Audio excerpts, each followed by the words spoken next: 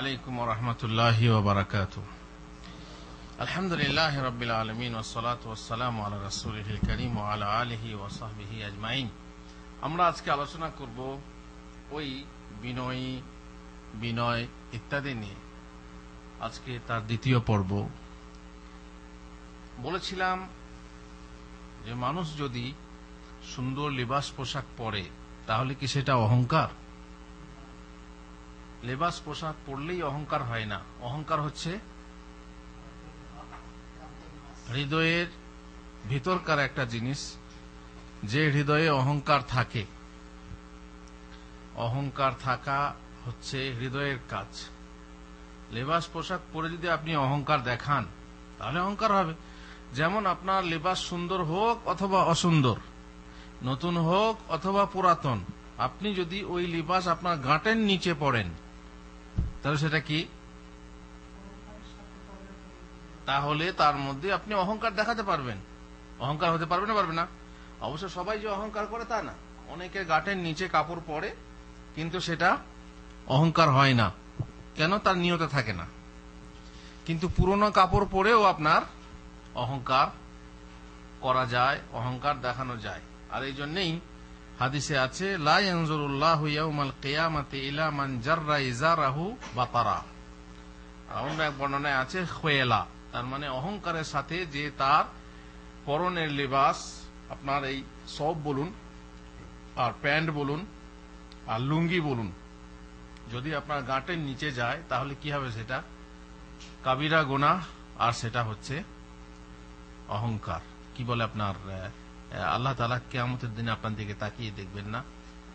আজকাল বর্তমানে যে মানুষ যারাই মানে কোন দেশ হিসাবে না, আর কোন জাতি হিসাবে না, আর কোন মুসলিম অমুসলিম হিসাবে না, অধিকাংশ মানুষ গাঁটের নিচে পড়ে, তাই না? আর অধিকাংশ মেয়ে মহিলা আল্লাহ মুস্তাআন, অধিকাংশ ছেলে গাঁটের নিচে পড়ে, অধিকাংশ মেয়ে গাঁটের উপরে পড়ে। উল্টো বুঝিল রাম। উল্টো বুঝিল রাম। উল্টো বুঝিল রামের গল্প জানেন? উল্টো বুঝিল রামের গল্প কি? ওই যে গোপাল ভাঁড় একদিন পথে হাঁটছে, খুব কষ্ট হচ্ছে। বলছে, রাম ভগবান যদি একটা আমাকে কি দেয়, একটা গাধা দেয়, তো গাধা চড়ে আমি পথটা অতিক্রম করতে পারি। কিছু দূর গিয়ে দেখছে একটা গাধা মরে পড়ে আছে, রাস্তাতে মরা আছে। তো বলছে, রামের কাছে চাইলাম তো উল্টা বুঝিল রাম। আমি চাইলাম জ্যান্ত গাধা, আর রাম উল্টা বুঝে দিল আমাকে মরা গাধা। এই জন্য বলে উল্টা বুঝিল রাম। তো আপনাকে বলা হলো যে ছেলেরা গাঁটের উপরে পড়বে, মেয়েরা গাঁটের নিচে পড়বে, এরা করলো কি? উল্টা বুঝিল রাম, তাই না? আল্লাহুল মুস্তাআন। মেয়েদেরকে বলা হলো, তোমরা তোমাদের বক্ষস্থলে ইউদনিনা আলাইহিন্না মিন জালাবিবিহিন, তোমাদের বক্ষস্থলে কাপড় দিয়ে ঢেকে নাও, চেহারা সহ বক্ষস্থল ঢেকে নাও। ঠিক আছে? তো মেয়েরা কি করলো? যত পারলো বের করতে লাগলো, এমনকি অর্ধেক বেরিয়ে আছে। আর ছেলেটা কি করতে লাগলো? ছেলেরা এইভাবে এই পর্যন্ত গলে, দেখেছেন কিভাবে সৌদিরা বাঁধে? তারপরে আপনারা ইউরোপের লোকদের দেখবেন যারা শার্ট পরে টাইট করে, তার উপরে আবার টাই দিয়ে টাইট করে নেয়, যাতে করে গলা কিছুই দেখা যায় না। আল্লাহু আকবার। যেটা করা ছিল দরকার ছিল মেয়েদের, সেটা করলো কারা? পুরুষরা। আর মেয়েরা করলো কি? খুলতে খুলতে খুলতে এমন খুলে দিল যে অর্ধেক গোলাই তাদের দেখা যায়। আল্লাহুল মুস্তাআন। এই হচ্ছে উল্টা খুপড়ি, উল্টা বুঝিল রাম। এই উল্টা বুঝে আমাদের অবস্থা হয়ে গেছে এইরকম। যাই হোক, লেবাসে পোশাকে আপনার অহংকার নেই। অহংকার হলো কিসে? মনের ভিতরে। হ্যাঁ, যদি আপনি প্রশ্ন করেন, হুজুর তাহলে যদি অহংকার না থাকে, আর যদি কেউ গাঁটের নিচে কাপড় পরে, গুনাহ হবে? মনের ভিতরে অহংকার নেই, মনে করুন খেয়াল করলেন না, চলে গেল, এমনি এমনি পড়ে বেড়াচ্ছেন, খেয়াল মানে অহংকার নেই আমার ভিতরে, সত্যিই অহংকার নেই, তাহলে কি গুনাহ হবে? রাসূলুল্লাহ সাল্লাল্লাহু আলাইহি ওয়াসাল্লাম বলেছেন, মা তাহতাল কাব মিনাল ইজার, মা তাহতাল কাবাইন মিনাল ইজার ফাহুয়া ফিন্নার। গাঁটের নিচের অংশ, এখানে কিন্তু অহংকারের কথা নেই, এখানে বিনা অহংকারের কথা, যে গাঁটের নিচের কাপড় জাহান্নামে যাবে, বা গাঁটের নিচে যে অংশটা আপনার কাপড় ঝুলবে সেই অংশটা আপনার জাহান্নামে পুড়বে। আপনি বলবেন যাক বাবা বাঁচা গেল, বাকি দেহটা তো ঠিক থাকবে। তো বাকি দেহটা ঠিক থাকলে জাহান্নামে থাকবে না জান্নাতে থাকবে? তোমার গাঁটের নিচে যদি আগুন থাকে তোমার দেহে তাপ লাগবে না, নাকি গাঁটের নিচটা পুড়লেই তোমার যথেষ্ট, সমস্যা নেই? আপনি দেখেন না, দুনিয়ার আগুনে পা দিয়ে দেখেন কি অবস্থা, আর এই আগুন থেকে 70 গুণ তেজ বেশি জাহান্নামের আগুন। আর তা যদি গাঁটের নিচে জ্বলে, তাই না? আরে জাহান্নামের সবচেয়ে হালকা আযাব কি? আসার বড় ভাই, জাহান্নামীদের মধ্যে তাদের সবচেয়ে হালকা আযাবের, এই তো বাসানন্দা পৌঁছে গেছে, জাহান্নামীদের সবচেয়ে হালকা আযাব কি? আগুনের একজোড়া জুতো। আগুনের একজোড়া জুতো কি গাঁটের নিচে থাকবে না উপরে থাকবে? গাঁটের নিচে। এ হচ্ছে সব থেকে হালকা আযাব। যাদের হবে তাদের খুব মজা, বলুন। আগুনের জুতো, কিন্তু সেই আগুন কোন আগুন? 70 গুণ তেজ বিশিষ্ট আগুন। সেই জুতো যদি পায়ে পরিয়ে দেওয়া হয়, বলা হচ্ছে ওই জাহান্নামীর মাথার মগজ পর্যন্ত টকবক করে ফুটবে। অবশ্যই 70 গুণ তেজ বেশি, যথেষ্ট ছিল দুনিয়ার আগুন হলে, কিন্তু না, আযাবের শাস্তি কঠিনতা। আপনি সূর্যের যে আগুন জ্বলছে, আগুন কি মনে করছেন দুনিয়ার আগুন? যে আগুনের তাপ আমাদের কাছে আসছে বলে আমরা বেঁচে আছি, সেই আগুন কি যাতাই আগুন? আল্লাহু আকবার। কত কোটি গুণ, বোধহয় দুনিয়ার আগুন থেকে কত কোটি গুণ বেশি, কত লাখ না কত কোটি গুণ জানি না ঠিক, মানে বটে লাখ কিংবা কোটি গুণ বেশি সেই আগুন বলে এতটা তাপ আমাদের কাছে আসছে। আর সেই এমন তাপ আসছে যে ঠিক আমাদের জন্য উপকারী, যেন ক্ষতি না হয়, আর কম হয়ে গেলে আবার আমরা বরফে পরিণত না হয়ে যায়। আল্লাহু আকবার। তো জাহান্নামের আগুন যতই হোক দুনিয়ার আগুনই যথেষ্ট। তাহলে মানুষ ভয় করে না কেন?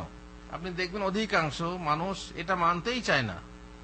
সব মানবে ঠিক আছে, দাড়ি রাখা আর গাঁটের নিচে কাপড় গাঁটের উপরে করায়, মানতেই চায় না মানুষ।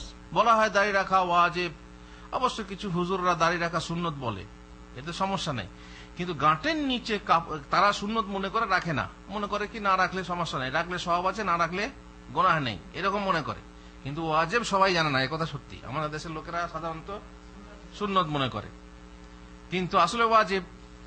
আচ্ছা, গাঁটের নিচে কাপড় ঝুলানোটা কি কেউ বলে মাকরুহ, হারাম নয়?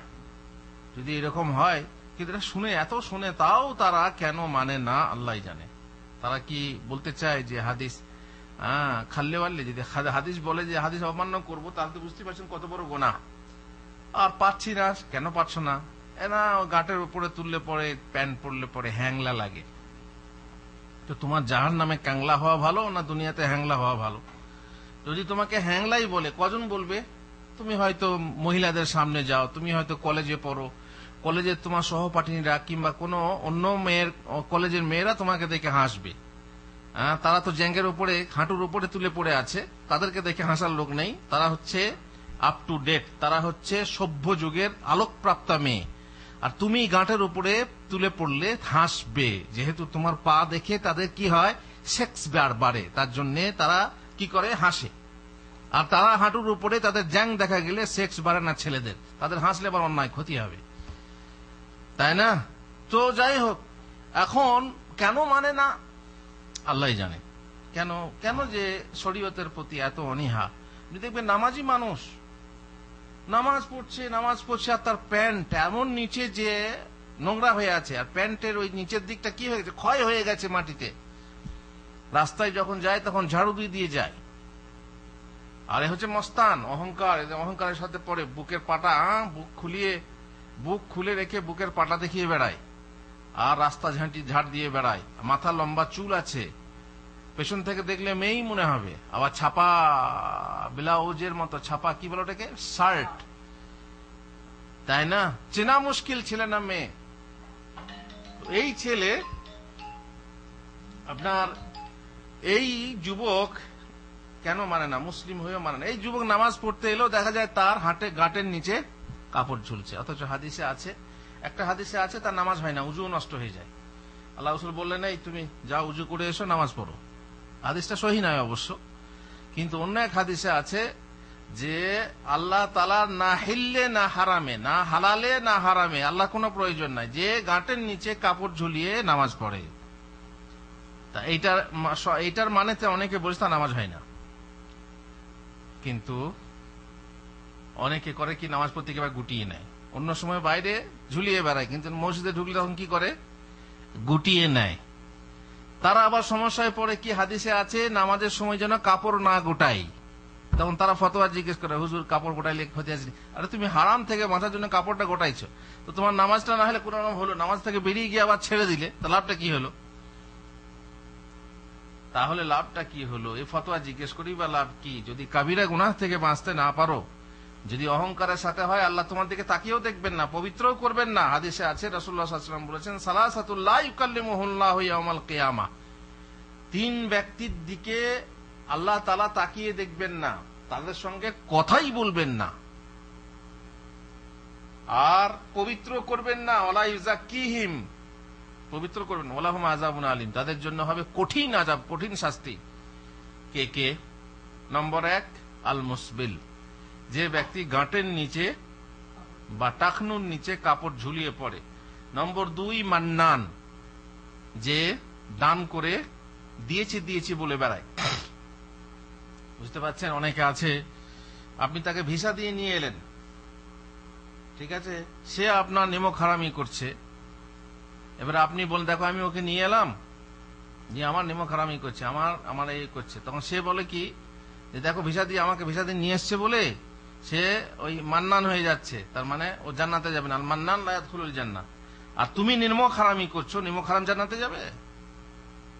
হ্যাঁ, নিমক হারাম জান্নাতে যাবে না, সেটা আগে বোঝো। তুমি কেন নিমক হারামি করছো? যাই হোক, অন্য কথা আলাদা। তো হলো কি, যে দান করেছি, আমি মসজিদে এত টাকা দিয়েছি, আমি মাদ্রাসায় এত টাকা দিয়েছি, আমি এতিম দেখি, আমি এই করি, এই হচ্ছে মান্নান। আরে তোর বাবাকে আমি এই করেছি রে, তোকে এই দিয়েছি ওই দিয়েছি, এই যে এগুলো হচ্ছে কি মান্নান। এহসান জিতানো বলে, তার মানে দান দিয়েছি বলে প্রকাশ করা হচ্ছে কাবিরা গুনাহ। আর এই একই অবস্থা হবে যে গাঁটের নিচে কাপড় ঝুলিয়ে পড়ে তার হয়। তারপর ওয়াল মুনাফিকু সিলআতাহু বিল হালিফিল কাযিব, যে ব্যক্তি তার নিজের পণ্য, মানে যে ব্যবসায়ী নিজের পণ্য মিথ্যা কসম খেয়ে বিক্রি করে। আল্লাহর কসম ভাই, এটা কত দাম? 1000 টাকা, 800 টাকায় হবে না। আল্লাহর কসম করে বলছি আমি এটা 900 টাকায় কিনেছি, কি করে আমি আপনাকে 800 টাকায় দিই? অথচ সে 800 টাকা 600 টাকায় কিনেছে। কিন্তু মিথ্যা কসম করে বললো কেন? যাতে করে বিশ্বাস করে, ও যখন আল্লাহর নামে কসম করছে, আচ্ছা ঠিক আছে হলো।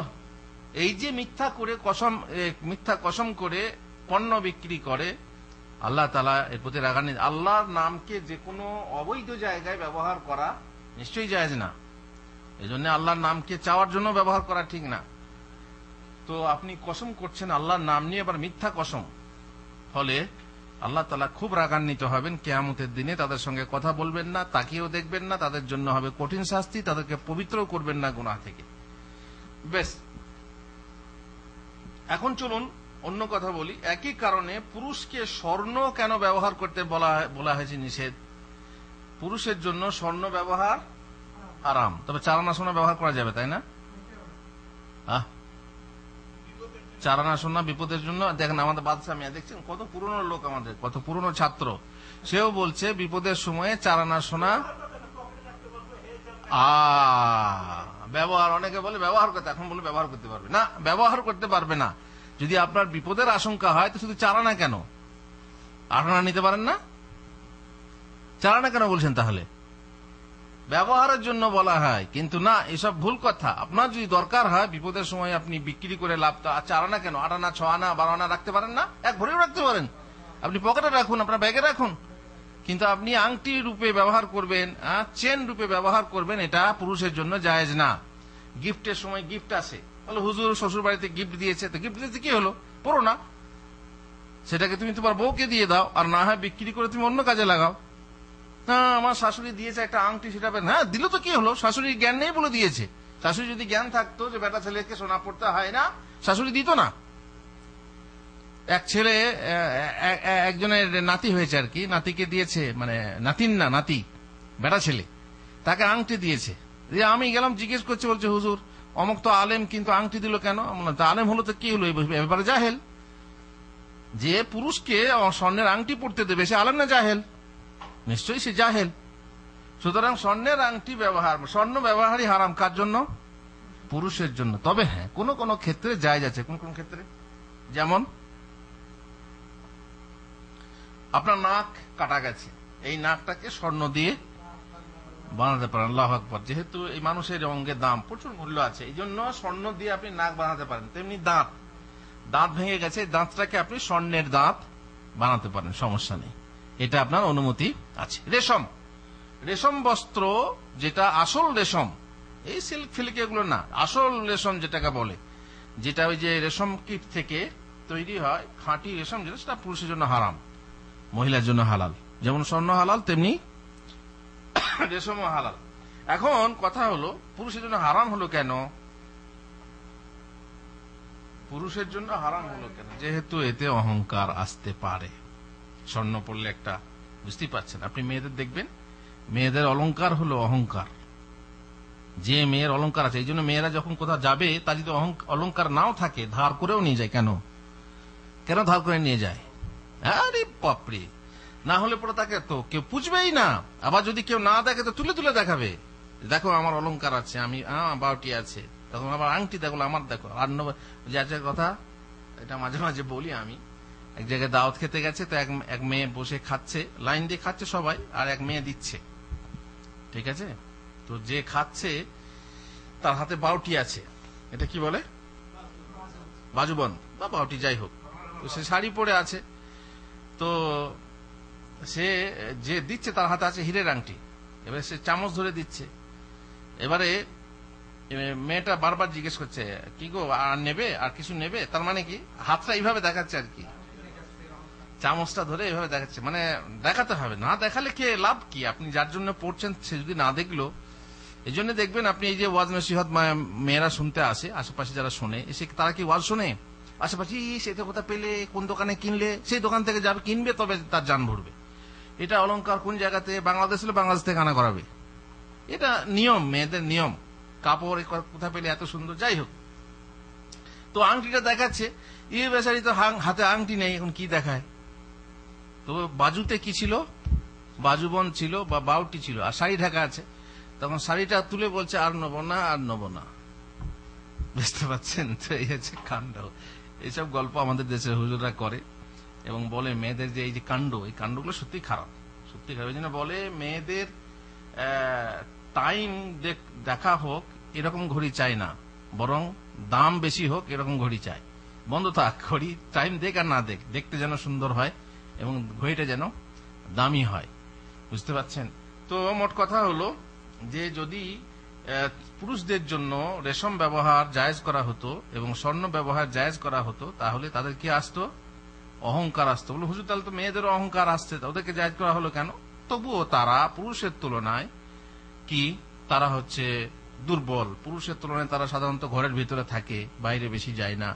এই জন্য আল্লাহ তাআলা তাদের জন্য হালাল করলেন, আর বাকি পুরুষদের জন্য হারাম করে দিলেন। কারণ পুরুষরা এমনিতেই গরম, এমনিতেই তাদের অহংকার বেশি, তাদের দাপট বেশি। আর তার উপরে যদি আগুনের সাথে ঘি দেওয়া হয় তো এটা বাড়বে আরো। এই জন্য বলা হল তোমরা পড়ো না, এগুলো তোমরা পড়ো না। কি বলে আপনার, স্বর্ণ কিংবা রেশম ব্যবহার করলে বিনয় লয় হতে পারে। সুচরিত্রবান এমন কোন মুসলিম পুরুষকে আপনি দেখতে পাবেন না যে স্বর্ণের কোন জিনিস ব্যবহার করে, অথবা রেশম বস্ত্র পরিধান করে, অথবা পায়ের গাঁটের নিচে ঝুলিয়ে ঝুলিয়ে কাপড় পরে। যে চরিত্রবান হবে সে নিশ্চয়ই এটা করবে না, পড়বে না। পানাহারের উপবেশন ও বিনয় পরিলক্ষিত হতে পারে। আপনি পানাহার করেন, পানাহার চেয়ার টেবিলে করতে হয় না মাটিতে বসে করতে হয়? পানাহার মানে খাবেন, পান করবেন, দুপুরে খাবেন, রাতে খাবেন, কোথায় বসা ভালো? টেবিল চেয়ারে বসা ভালো না নিচে বসে খাওয়া ভালো? নিচে বসে খাওয়া ভালো। কেন? এটা বিনয়ী লক্ষণ। চেয়ার টেবিলে বসলে একটু অহংকার ভাব দেখায়। অনেকে আছে যেখানে বসার সুযোগ নেই, আলাদা কথা, নিচে বসার জায়গা নেই, আপনি হোটেল গেলেন, সেই হোটেলে বসার ব্যবস্থাই নেই, চেয়ার, আলাদা কথা। কিন্তু বাড়িতে আপনি চেয়ার টেবিলের ব্যবস্থা কেন করবেন? যদি বলেন হুজুর প্যান্ট শার্ট সবসময় পরে থাকি, বসলে টাইট লাগে, এসে আলাদা কথা। তো যাদের যেমন পরিবেশ। বাকি বিনয়ীর আলামত হলো মাটির নিচে বসে খাওয়া। রাসূলুল্লাহ সাল্লাল্লাহু আলাইহি ওয়াসাল্লাম মাটিতে বসে খেতেন এবং ঠেস দিয়ে খেতেন না। কেন ঠেস দিয়ে খেতেন না? কারণ ঠেস দিয়ে, হেলান দিয়ে খাওয়া হচ্ছে একটা অহংকারের আলামত, অহংকারের আলামত। এই জন্য রাসূলুল্লাহ সাল্লাল্লাহু আলাইহি ওয়াসাল্লাম বলেছেন, লা আকুলু মুত্তাকিয়ান, আমি হেলান দিয়ে বসে, ঠেস দিয়ে বসে খাই না, কারণ এটা হচ্ছে অহংকারীর আলামত। তিনি হেলান দিয়ে খেতেও নিষেধ করেছেন, যেহেতু অনুরূপ বসা বিনয়ীদের লক্ষণ নয় এবং হেলান দিয়ে খেলে বেশি খাওয়া হয়, পেটটা ফাঁকা থাকে, বেশি খাওয়া হয়। আর যদি হেলান দিয়ে না খান তাহলে পেটটা চাপ থাকে, অল্প খাবেন। বেশি খাওয়া ভালো না অল্প খাওয়া ভালো? অল্প খাওয়া ভালো। আর যদি একসঙ্গে খান তখন তো হিংসা হিংসি করে বেশি খাওয়া হয়, তাই না? তখন মনে হয় ও বেশি খাওয়া, আমি বেশি খাবো। অথচ নিয়ম হলো কি যে না, আমার থেকে ও বেশি খাক, এরকম হওয়া উচিত, তাই না? ওই যে দুটো চালাক ব্যক্তি ছিল না, একজন দেখলো যে এত অল্পই আছে, তো আমি বেশি খাবো, নিয়তি হয়ে গেছে আমি বেশি খাবো। যে হাগো তোমার মা মরে গেছে শুনলাম, বাবু তা কি হয়েছিল? ওর বেচারি আপনার হড়বড় করে বলতে লাগলো, আর বলো না ভাই, দুজনেই খাচ্ছে, ও গল্প, যে গল্প করবে সে খেতে পারবে। এই জন্য মায়েরা বলে ছেলেদেরকে যে বাবা খেতে খেতে কথা বলতে নাই। এটা কি হাদিসের কথা? না, এটা নেসাই হাদিসের কথা, এটা মেয়েলি হাদিসের কথা। মারা বলে খেয়ে নাও, খেতে খেতে কথা বলতে হয় না, বলে না কেন? খেতে খেতে কথা বললে মায়েদের খাওয়াতে দেরি হয়, এই জন্য তাড়াতাড়ি করে বলে খেতে খেতে কথা বলতে হয় না। এটা কিন্তু হাদিস না, নিসাই হাদিস। তো এ ভাবছে যে ও তো কথা বললে আমি কম খাবে, আমি বেশি খাবো, নিয়তি হয়ে গেছে। তখন গল্প ধরিয়ে দিল, গল্প করতে লাগলো, আর বলো না ভাই, এই হলো সেই হলো, হাসপাতালে নিয়ে গেলাম, সেখানে হলো না, তারপর সেখান থেকে এই করলাম ওই করলাম, তা করতে করতে খাওয়া শেষ। ও বেচারির পেট খালি থেকে গেল, আর এই পেট ফুল হয়ে গেল। ঠিক আছে, এবারে কিছু বাকি আছে, তখন ওর হুঁশ হয়েছে, আরে আচ্ছা সব শেষ হয়ে গেল, আর তো অল্পই আছে। তখন ও ভাবছে আমাকে ঠকালো, আমাকে গল্প করতে লাগিয়ে নিজে খাচ্ছে। আচ্ছা দাদা, আমি এবার জিজ্ঞেস করছি, আচ্ছা তোমার বাপ তো মারা গেছে, তোমার বাপ কি করে মারা গেল? ও বলছে ভাই ফুললো আর মরলো, খাও খাও ফুল। তখন ও আর গল্প শোনাতে লাগলো না, কারণ চালাক তো, ফুললো আর মরলো। তো এইরকম যদি কেউ চায় যে আমি ঠকাবো, খাবো, খাওয়ার সময় এরকম নিয়ত করতে হয় না। কেন? বেশি খাওয়ার যে নিয়ত করবে তার নিয়ত কি ভালো হতে পারে? না, বেশি খাওয়াও ঠিক না। বেশি খেলে পেটের ক্ষতি হয়, শরীরের ক্ষতি হয়, আর তাতে আপনার ঘুম বেশি আসে, তাতে পেশাব পায়খানা বেশি হয়, আল্লাহর জিকিরে, আল্লাহর ইবাদতে মন কম বসে। আব্দুল্লাহ বিন বুসর বলেন, নবী সাল্লাল্লাহু আলাইহি ওয়াসাল্লামের একটি পাত্র ছিল যাকে গাররা বলা হতো। আল্লাহ রাসূল সাল্লাল্লাহু আলাইহি ওয়াসাল্লাম ব্যবহারের জিনিসের, যেমন গাধার নাম এক, উটের নাম এক, তলোয়ারের নাম এক, এইভাবে একটা নাম ছিল। তো একটা পাত্র ছিল, সে পাত্রটার নাম ছিল কি? গাররা। সেটাকে 4 জন মানুষ ধরে তুলতো। আমাদের এখনকার মতো তো এমন পাতলা পাতলা হালকা হালকা স্টেনলেস স্টিল, তারপরে আপনার অ্যালুমিনিয়াম তখন তো ছিল না। তখন ছিল কাঠের পাত্র, না হয় পাথরের পাত্র, না হয় মাটির পাত্র। তো এই পাত্রটা অনেক লোকের খাওয়ার জন্য ছিল, বড় পাথরের পাত্র ছিল, 4 জন তুলতে হতো। গাররা। সেটাকে এক সময় চাস্তের সময়ে, যখন চাস্তের নামাজ পড়ার পর ওই বিশাল পাত্রটি আনা হলো, তাতে সারিদ ভরে আনা হলো। সারিদ কাকে বলে? বলা হয়েছে মহিলাদের মধ্যে আয়েশার উদাহরণ সেই রকম, যেমন সমস্ত খাবারের মধ্যে সারিদের, তার মানে সে যুগে সারিদের মান ছিল সবচেয়ে বেশি। সারিদ কাকে বলে? মাংস খন্ড খন্ড রুটি সংমিশ্রণে প্রস্তুত করা সুস্বাদু খাবার। আপনারা দেখেছেন ওই দোকানে শুকনো রুটি কিনতে পাওয়া যায়, এটা কি বলে? কিরসান। কিরসান দেখেছেন? শুকনো বিক্রি হয়, দেখেনি? কিরসান শুকনো বিক্রি হয়, ওইটাকে ওরা ভিজিয়ে রান্না করে আর টুকরো টুকরো গোস্ত ওতে ছেড়ে দেয়। আমি খেয়েছি, দেখি এত সুন্দর লাগে খেতে। তার মানে যেমন মাকরোনা বলে না, মাকরোনা পাকাবার সময় কেউ ডিম দিয়ে পাকায়, কেউ মাংস দিয়ে পাকায়। তো এটা মাকরোনা না, এটা হচ্ছে পাকানো রুটি। সেই রুটি শুকিয়ে গেলে সেই রুটিটা নিয়ে আবার রান্না করা হয় গোশত দিয়ে, এটাকে বলা হয় কি? সারিদ। তো যাই হোক, ওই পাত্রে সারিদ আনা হলো, তারপরে রাখার পর তখন লোকেরা তাতে জমায়েত হলো, সবাই খাবে। লোকেরা পরিমাণ, আচ্ছা আপনারা বলতে পারবেন যে আলাদা আলাদা প্লেটে খাওয়া বাঙালিদের মতো ভালো, নাকি একটা প্লেটে অনেক লোকের বসা ভালো? একটা প্লেটে বসে খাওয়া বেশি ভালো, এটা সুন্নত আদায় হয়, এতে বরকত হয়। হাদিসে আছে যে সেই খাবারে বেশি বরকত হয় যে খাবারে বেশি হাত পড়ে, বেশি হাত পড়লে আপনার তাতে বরকত হয়। এখন লোকের পরিমাণ যখন বেশি হলো, তখন রাসূলুল্লাহ সাল্লাল্লাহু আলাইহি ওয়াসাল্লাম হাঁটুর ভরে বসে পড়লেন, হাঁটুর ভরে। এরূপ দেখে জনৈক বেদুইন বললেন, এ আবার কেমন বসা, হাঁটু গেড়ে খাওয়া? আমাদের দেশে হাঁটু গেড়ে খাওয়া বলে, এরকম করে খাস না, মা বাবার মাথা খাবি বলে, আপনাদের এলাকায় বলে হাঁটু গেড়ে খেতে মানা করে।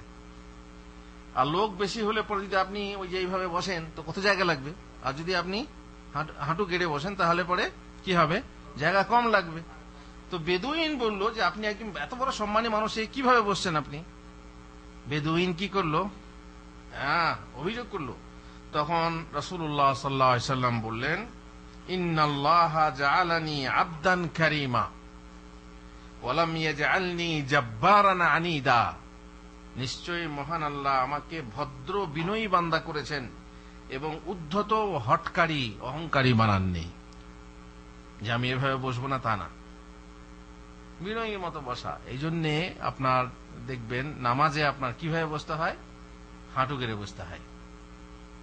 নামাজে কেন হাঁটু গেড়ে বসতে হয়? যাতে করে একদম বিনয়ী, খুশু খুশু যাকে বলে, কাদ আফলাহাল মুমিনুন আল্লাযীনা হুম ফি সালাতিহিম খাশিউন। একদম খাসে মানে বিনয়ী হয়ে, বিনয় নম্রতার সাথে আল্লাহর কাছে বসবেন, এই জন্য হাঁটু গেড়ে বসতে হয়। তো হাঁটু গেড়ে খাওয়াটা কি? এটা সুন্নত কেন? যেহেতু এতে বিনয়ীর আলামত আছে, আর তাতে আপনার ঠেস দেওয়া হয় না, হেলান দেওয়া হয় না, খাওয়া কম হয়।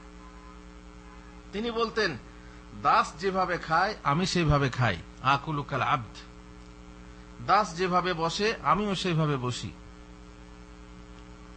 তিনি মাটিতে বসতেন, মাটিতে বসে খেতেন, ছাগল বাঁধতেন। কৃতদাস জবের রুটি খেতে দাওয়াত দিলেও তা গ্রহণ করতেন। শাহ আলম মাশাআল্লাহ গরিব মানুষ, জবের রুটি খায়। আমি বড়লোক মানুষ, আমি হুজুর মানুষ, আমি মোটামুটি ভালোই খাই, রুটি খেলেও ফাইন আটার রুটি খাই। তো আমি দেখলাম যে শাহ আলম যখন দাওয়াত দিচ্ছে তখন কি আর খাওয়াবে, জবের রুটি খাওয়াবে। যেমন অনেক বাঙালি আছে দাওয়াত দেয়, সে মোটা চালের ভাত দেয়, কি বলে ওটাকে, বর্মান চালের ভাত দেয়, বর্মিল, বর্মাল চালের ভাত দেয়, হুজুর বলে খেয়াল করে না। তো আমি যদি ভাবি যে গেলে তো বর্মল খাওয়াবে, কি দরকার আছে, যাবো না। না, আল্লাহ রাসূল সাল্লাল্লাহু আলাইহি ওয়াসাল্লাম কেউ দাওয়াত দিলেই যা খাওয়াবে, খেতে পারবো না, খাবো না, কিন্তু দাওয়াত গ্রহণ করবো। যেতেন, তার মনটাকে রক্ষা করার জন্য, তার মনটাকে বড় করার জন্য তিনি যেতেন এবং খেতেন। আবার এটাও তার গুণ ছিল যে খাওয়ার বদনাম করতেন না। শাহ আলম এটা কি বানিয়েছেন, এই ঝাল হয়ে গেছে, এই রুটিটা ভালো করে করতে না, খুব সুন্দর হয়েছে, খুব, হ্যাঁ মিথ্যা বলা যাবে না, কিন্তু যতটা প্রশংসা করা যায় তাকে উৎসাহিত করার জন্য তাকে করতে হবে। কিন্তু মোট কথা তিনি দাস দাওয়াত দিয়েছে জবের রুটি খাওয়াবে বলে আমি যাব না, আমি হুজুর মানুষ, এটা ঠিক না। এটা কার আলামত? অহংকারীর আলামত। বিনয়ী হলে আপনি চলে যাবেন। আপনি দেখবেন যে আমাদের এই মাকতুবুদ দাওয়াত দার্সে যারা ডাক্তার, ইঞ্জিনিয়ার আসে না, তাই না? কেন আসে না? বলেন না ওখানে গেলে কারো গায়ে গন্ধ, কারো নোংরা এসে। আরে আজি ঠিক আছে, একটু সহ্য করেন, দিনের জন্য। দিনের দাওয়াত হচ্ছে সবারই জন্য। আর বিশেষ করে দিন যখন আসে, প্রথম কোন শ্রেণীর মানুষ এটা দিন গ্রহণ করে? আহা, গরিবরা। আল্লাহ রাসূল চাইতেন মনে মনে যে গরিবদের জন্য বড়লোকরা আসছে না। এই এখন যদি আমি ভাবি যে ডাক্তাররা আসছে না, অতএব আপনারা আসেন না, তো কটা ডাক্তার আছে আসবে? কটা ডাক্তার আছে? ইঞ্জিনিয়ার কজন আছেন যে আসবেন? ঠিক না? আল্লাহ রাসূল কিন্তু ওরা যখন বলল যে ওরা যদি না আসে তাহলে আমরা যাব, তাহলে পরে আমরা যাব, তো আল্লাহ রসুল চাইছিলেন মনে মনে যাতে বড় লোকরা না আসে। ঠিক আছে, তারপরে আব্দুল্লাহ বিন উবনে মাকতুম অন্ধ মানুষ, তিনিও আসতেন, তাতেও লোকের অসুবিধা হতো যে অন্ধ এসে। আল্লাহ রসুল সাল্লাল্লাহু আলাইহি ওয়াসাল্লাম একটু মনটা কি করলেন, একটু চোখটা টিপে ওই যে কি বলে কপালে ভাঁজ পড়ে গেল, মানে চাইছিলেন না মনে প্রাণে যে এরা আসুক, এরা এসে মজলিসটা কি করছে, ভালো লোকদেরকে, বড় বড় লোকদেরকে আসতে দিচ্ছেন না। আল্লাহ তাআলা কি বললেন, ছেড়ে দিলেন আল্লাহ রসুলকে, ওয়ালা তাতরুদিল্লাযিনা, বলে দেওয়া হলো যারা আল্লাহকে ডাকে গরিব মানুষ তাদেরকে ভাগিয়ে দিও না। আবাসা ওয়া তাওয়াল্লা আন জাআহুল আমা, আবাসা ওয়া তাওয়াল্লা, তার মানে মুখ ফিরিয়ে নিল, চোখ ভাঁজ করলো, আর তাওয়াল্লা সে কি বলে আন জাআহুল আমা, একজন অন্ধ এসেছে বলে তুমি মুখ ফিরিয়ে নিলে। আল্লাহ রসুলকে বলা হলো খবরদার এরকম করো না। তো যাই হোক, ব্যাপারটা হচ্ছে কি যে বিনয়ী যেটা আলামত, সেই বিনয়ী আপনাকে হতে হবে। দাস যেভাবে খায় সেভাবে আপনি খেতে, আপনি বিনয়ী হবেন। দাস যদি আপনাকে দাওয়াত দেয় সেই দাওয়াত আপনাকে গ্রহণ করতে হবে। কৃতদাসের সাথে বসে খেতেন, তিনি দাসের সাথে বসে খেতেন, নিম্নমানের খাবার খেতে দাওয়াত দিলেও তা গ্রহণ করতেন, পুরনো তেল দিয়ে জবের রুটির খাওয়ার দাওয়াত দিলেও তিনি তা খেতে আসতেন। আল্লাহু আকবার। তিনি বলছেন মাস্তাকবারা মান আকালা মাহু খাদিমুহু, সে ব্যক্তি অহংকারী হয় না যার সাথে, যে তার দাসের সঙ্গে বসে খায়। বাড়ির দাসের লোকের সাথে খেতে পারবেন, বাড়ির দাসের সঙ্গে খেতে। ওয়া রাকিবাল হিমার বিল আসওয়াক ওয়া আতাকালা শাত ফাহালাবাহা, এবং বাজারে গাধার পিঠে চড়ে, অনেকে গাধার পিঠে চড়ে না, ঘোড়া যায়। আর সে যুগের কথা বলছি। আর নিজের ছাগি নিজে দহন করে। এই তো আল্লাহ রাসূল সাল্লাল্লাহু আলাইহি ওয়াসাল্লাম নিজে ছাগি দহন করতেন, নিজে হাতে কাপড় ধুতেন, নিজের জুতো নিজে সেলাই করতেন, তাই না? এসব হচ্ছে বিনয়ী লক্ষণ। বাকি কথা ইনশাআল্লাহ পরে বলবো, সময় শেষ হয়ে গেছে। আল্লাহ তাআলা আমাদেরকে তৌফিক দেন যেন আমরা বিনয়ী হতে পারি। ওয়া সাল্লাল্লাহু আলা নবিয়িনা মুহাম্মদ ওয়া আলা আলিহি ওয়া সাহবিহি আজমাইন।